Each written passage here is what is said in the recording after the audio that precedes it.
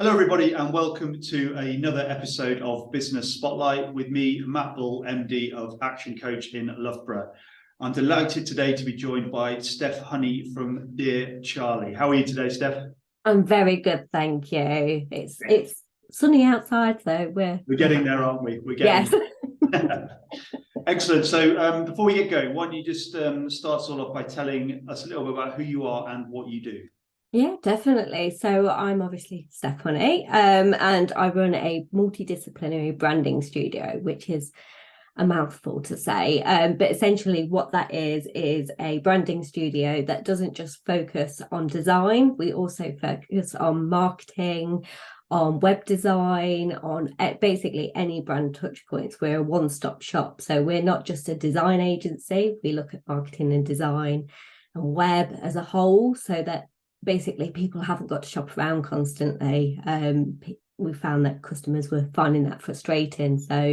And it's something I've always had a passion for. And so I just merged the three of them. Excellent. And how long have you been doing? I mean, you've got a great story about how you got to where you was. How long have you been doing what you're doing now for? Yeah. So I've been doing it, I think it's about 12 years. It's probably coming on longer, but on and off. And it was part-time for a lot, like, the odd freelance job here and there. I was working full-time for a local design agency. And yeah, after a while, I obviously at the time I'd done an open university degree, and I was like, right, I finished that. I really want to get into teaching. I love teaching people about it. And then I started to do it and realized it really wasn't for me. I love the aspect of teaching people about branding, design, and marketing and all of that kind of stuff, but didn't really want to teach teenagers or young, in no disrespect to them, but I've got one of my own. I don't necessarily need multiple of them. Basically I decided to then go full-time in October 2019. And worst possible time to probably go full-time for it, because a few months down the line, obviously we then found out about obviously COVID and all of that kind of stuff, but it didn't necessarily matter because I had already been working online. I work internationally.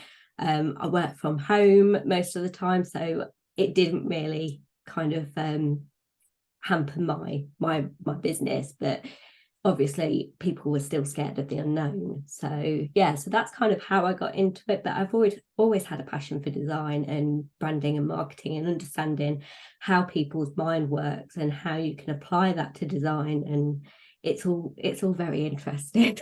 Brilliant. What a story.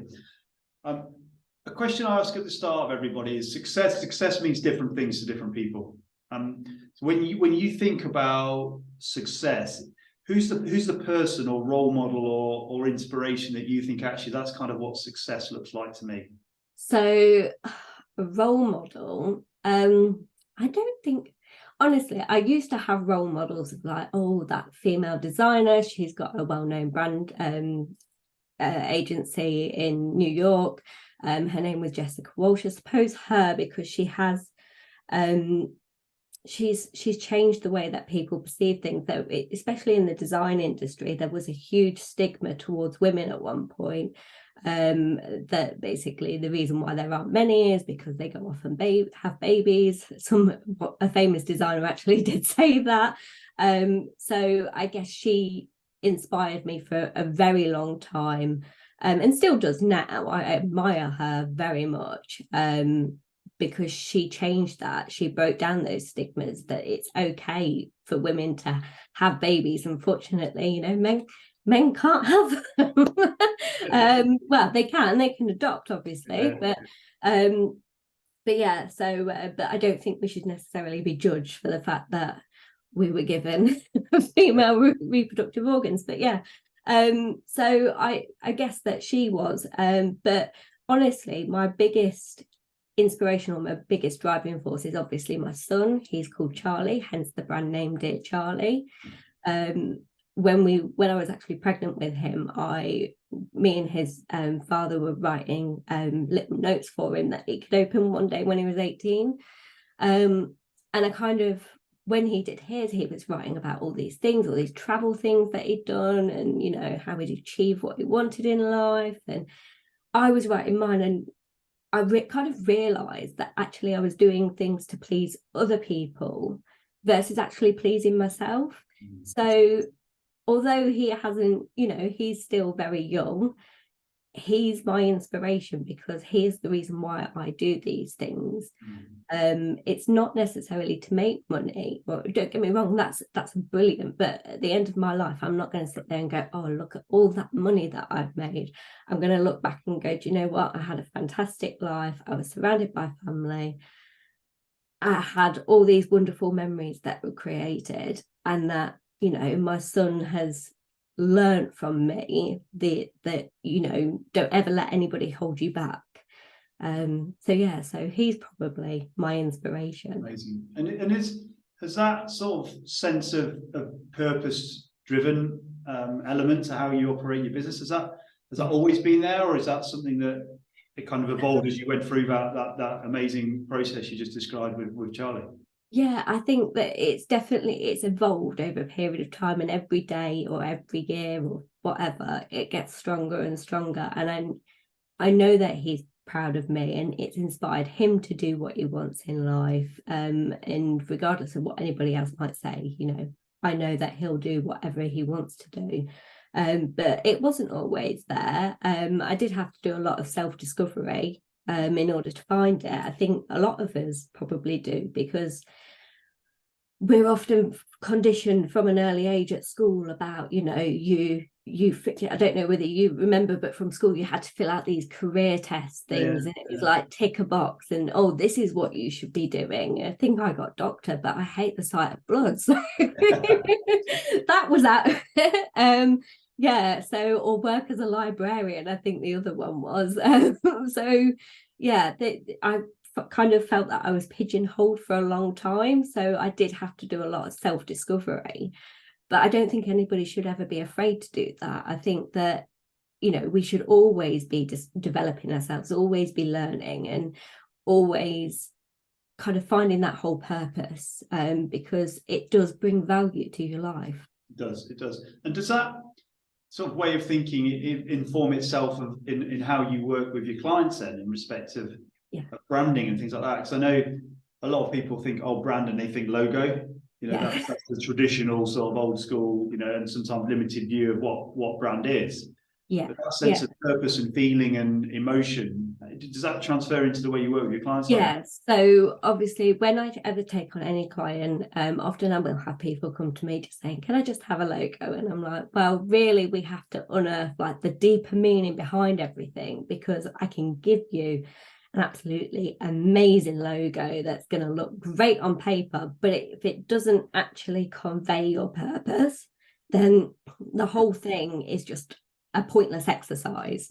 So when they come on board, they basically have questionnaires. We have kickoff meetings. That is very in-depth questionnaire.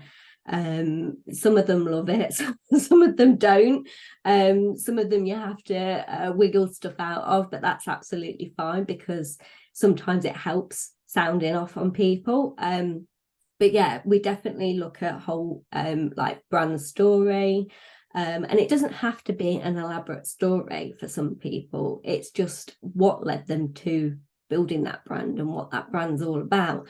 But yeah, we weave in missions and visions and all of those, because it's really important, again, that your audience knows what you're about. They know, you know, why you do what you do, and that it helps create a credibility, a trust factor, and all this brand visibility and all of that kind of stuff.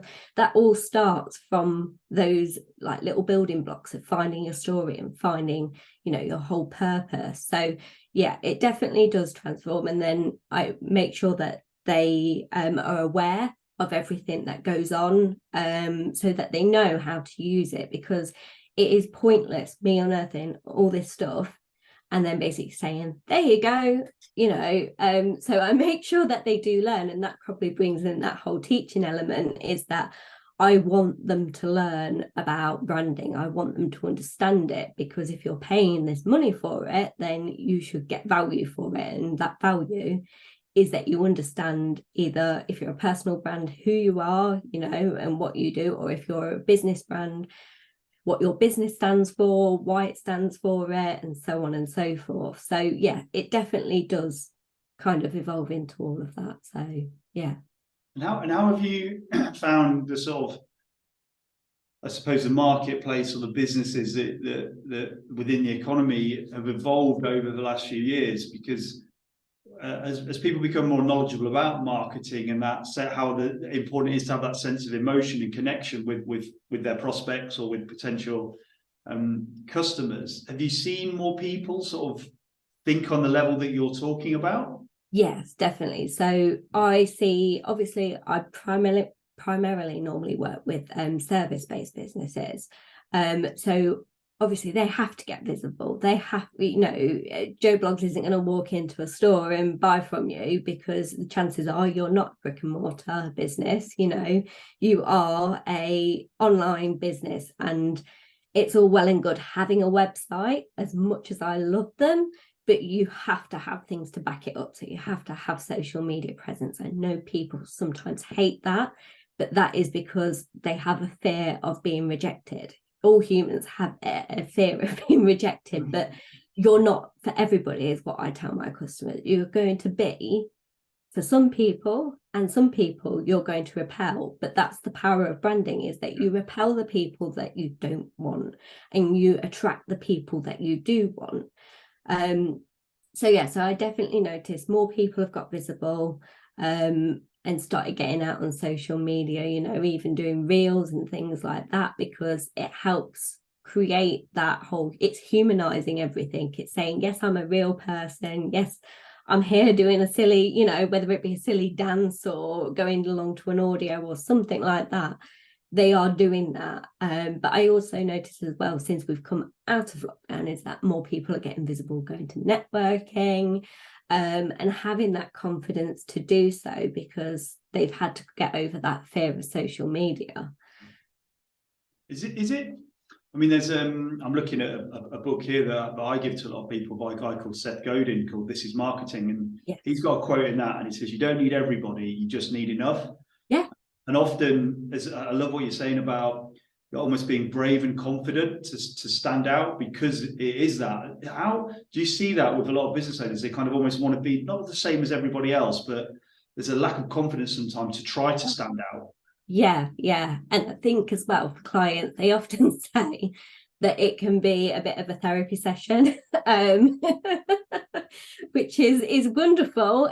But yeah, I do find that some people, when they come to me, they're like, oh no, I don't want to do that, or oh yeah, I just want to be like so and so, and I want to replicate them and be exactly like. And that is, I know some people don't like the term, but it's almost like this imposter syndrome. It's this fear of being different and standing out. But you know, being different is absolutely amazing. It's what makes you you. It's, you know, the building blocks of everything that's great about you, and why shouldn't you want to share that? So I do notice a lot of people doing it. I can tell if somebody's on social media and they're replicating somebody else's brand. I can because obviously I have a look at a lot of brands and I'm like, oh, that looks similar, and turns out that they're wanting to copy them in order to make themselves feel comfortable, because they see so and so over here doing very well, and then over here they're thinking, well, I want to do well like that. But what they don't realize is that this person over here has actually put in the time and effort to understand their brand and their personality, and it's just taking that little bit of time at the start to understand who you are, and again, what you stand for and why you do it, that helps give you that confidence. And obviously that's not the only thing. Some of the factors can come into play as to why they don't feel confident enough to do that. But you know, I am noticing that more people are getting to that point where they're being creative and standing on their own two feet, but there are still some businesses out there that aren't doing that. And that's mainly why most of our social media is to educate and not to sell. Cool. So, I mean, that education element to how you go about doing what you're doing, with the element of purpose you've got behind what you do. I mean, what are your aspirations for the business growth in the next 5 years? Oh, that's a good one. So Overall, my aspirations for it is to become a full branding agency, and one that is obviously female led, and to stand out from the crowd in doing that.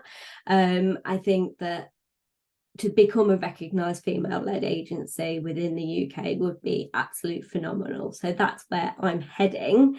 And yeah, so I know that I will get there. I'm very confident that I will get there. I've got things planned out. So, and I think that's another good thing to do, is to sit there, start planning out where you want to be in those years, but not necessarily perhaps just where you want to be business wise, making so much money, every month or whatever, is to look at, where are you going to be living? Are you going to be in the same place? Are you going to have a bigger house? Really start to visualize that. And that is another thing that I make clients do, is that I make them do vision boards as well, of where they're going to be, or within 1 year, 5 years and 10 years, because that actually helps them picture things on where they want to be, and they've got something that they know that they want to look forward to, whether it be going on holidays with family or whatever. But there's got to be more than just, I want to make money. Yeah.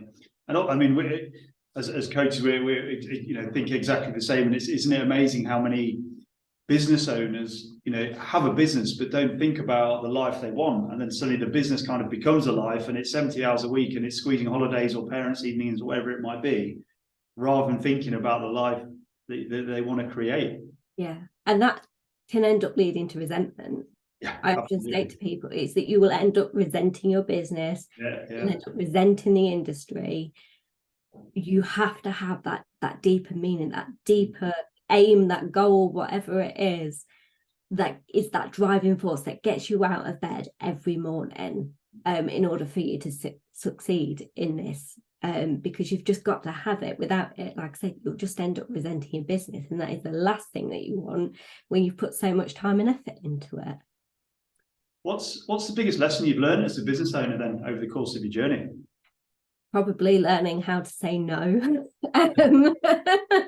Go on then, expand on that. Yeah. So, for example, I don't know, let's say Joe Blogs comes to me and they're like, I want a logo and I only want to spend, I don't know, £50. And it's about saying no to that, at those situations. So, and it's okay to say no. I get sometimes there might be like a feast or famine situation, but again, that could end up, you're not getting the money that you deserve, and it could end up being that you end up again resenting your business and your industry. So learning to say no when it doesn't feel right, not when it's out of your comfort zone and you're worried about the unknown, but if it doesn't feel right, if it feels like you're going to, I don't know, if it just feels like basically you're going to be working for very little money and hating it. But yeah, the whole thing is just, it's okay to say it sometimes, because you've got to, and you could end up saying yes to a project like that, and then having somebody that actually is worth taking on, that is going to pay you what you deserve, and you haven't got the time for it because you're here doing the £50 job. And I get, again, it could be a feast or famine moment, but yeah, really learning to say no, but also learning to say yes as well. So it's kind of a bit of a mixed bag. So not letting fear take over, and actually opening up yourself to possibilities is a really good one. But if you have that gut feeling that something really isn't right, then definitely say no. Brilliant. Listen, Steph, absolutely awesome to have you on. Branding is a big passion of mine, so it could go well beyond the time we've got available for these interviews, but it's been an absolute pleasure having you on this episode of the Business Spotlight. And to our viewers, I look forward to seeing you on the next episode. Many thanks, Steph. Thank you.